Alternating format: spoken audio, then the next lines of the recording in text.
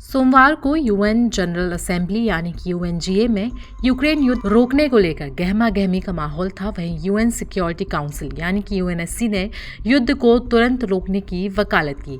UNGA ने यूरोपीय देशों और अमेरिका ने अलग अलग प्रस्ताव पेश किए थे, जिन्हें लंबी चर्चा के बाद पारित किया गया। इसके अलावा अमेरिका ने यूएनएससी में भी एक प्रस्ताव पेश किया, जिसमें युद्ध को तुरंत रोकने की अपील की गई थी। इससे पहले भारत ने यूएनजीए में 2 प्रस्तावों से दूरी बनाई, जबकि अमेरिका ने रूस का पक्ष लिया। यूएनएससी में 15 सदस्यीय काउंसिल में से 10 सदस्यों ने पक्ष में मतदान किया और 5 देशों ने मतदान से परहेज किया, जिसमें फ्रांस भी शामिल था।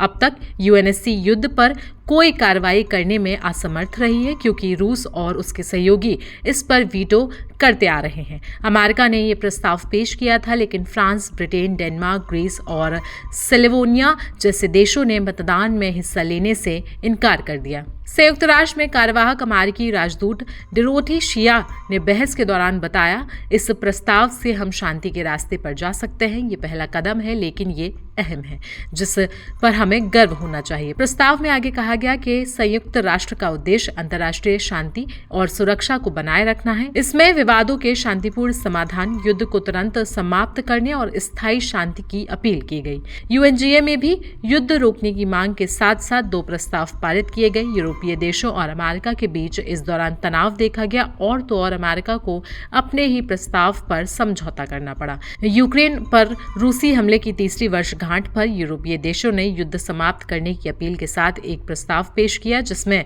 रूस की कड़ी आलोचना की गई। इसी दौरान अमेरिका, इजराइल और उत्तर कोरिया समेत 18 देशों ने रूस का साथ देते हुए यूरोप और यूक्रेन द्वारा पेश प्रस्ताव के खिलाफ मतदान किया, जो ट्रंप प्रशासन की यूक्रेन युद्ध के खिलाफ नीति में बदलाव को दर्शाता है। फिर भी प्रस्ताव 93 वोटों से पारित हुआ और भारत समेत 65 देशों ने वोटिंग से दूरी बनाई। इस बीच फ्रांस के राष्ट्रपति इमैनुअल मैक्रों अमेरिका में हैं और डोनाल्ड ट्रंप से मुलाकात कर रहे हैं। मैक्रों ने ये स्पष्ट किया कि रूस संघर्ष में आक्रामक है, लेकिन ट्रंप से सहमत नहीं है। मैक्रों ने कहा, राष्ट्रपति पुतिन ने शांति का उल्लंघन किया है। उन्होंने ये भी कहा कि किसी भी शांति समझौते का मूल्यांकन, जांच और सत्यापन किया जाना चाहिए। उन्होंने ये भी आगे कहा कि अगले कुछ सप्ताहों में यूक्रेन और रूस के बीच युद्ध विराम हो सकता है। तो वहीं यूरोप के प्रस्ताव में रूस की कड़ी आलोचना की गई और यूक्रेन की क्षेत्रीय अखंडता को बरकरार रखने तथा यूक्रेन से रूसी सेना की वापसी की अपील की गई। इसमें कहा गया कि यूक्रेन पर रूसी आक्रमण 3 महीने से जारी है और इसके न सिर्फ अन्य क्षेत्र बल्कि वैश्विक स्थिरता पर विनाशकारी प्रभाव पड़ रहे हैं। प्रस्ताव में तनाव को कम करने, हमले रोकने और युद्ध का शांतिपूर्ण समाधान निकालने की बात कही गई। वहीं आखिर में बता दें कि अमेरिका ने एक और प्रस्ताव यूक्रेन पर रूसी आक्रमण का जिक्र किए बगैर पेश किया, जिससे कड़े विरोध का सामना करना पड़ा। यूरोपीय देशों ने अमेरिका से प्रस्ताव को संशोधित करने की अपील की और दिलचस्प बात यह रही कि सुपर पावर ने अपने प्रस्ताव पर मतदान के दौरान असेंबली से गैर हाजिर रहा।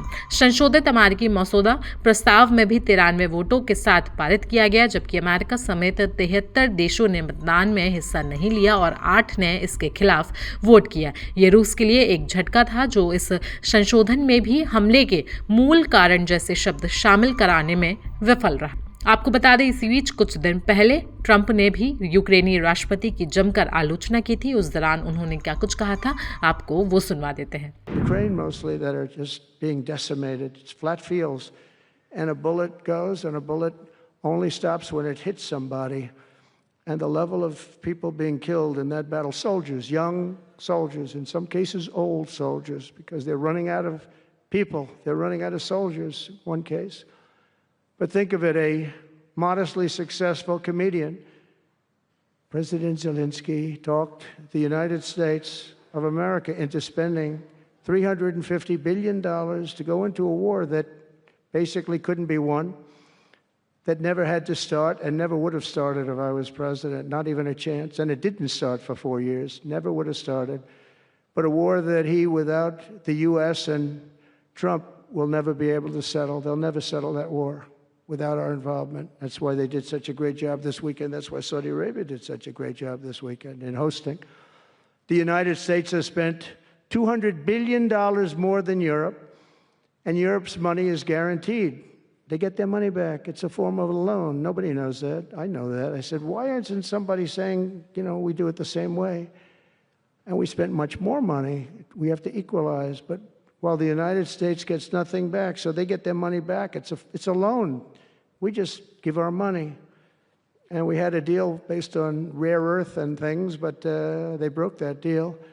But they broke it 2 days ago. We had a deal because I said, we're spending $350 billion, and Europe gets their money back in the form of a loan, and we don't. We're just giving the money hand over fist. That's the Biden administration for you.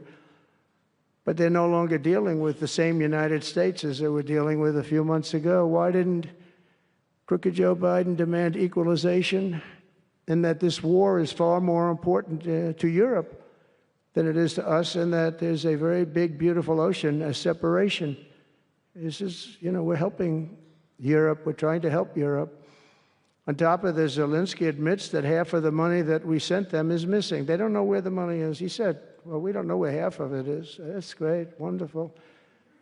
He refuses to have elections. It's low in the real Ukrainian polls. I mean, how can you be high with every city is being demolished? It's hard to be high. Somebody said, oh, no, his polls are good. Give me a break. Every city is being demolished. They look like a demolition site, every single one of them. And the only thing he was really good at was playing Joe Biden like a fiddle. He played him like a fiddle. That's an expression we use, yes, sir, to say that he's pretty easy. तो UN में हुई रूस और Ukraine युद्ध को लेकर चर्चा पर आप क्या कुछ बताना चाहेंगे, हमें कमेंट सेक्शन में ज़रूर बताएं। साथ ही साथ देश दुनिया की बाकी खबरों के लिए भी आप बने रहें जनसत्ता के साथ।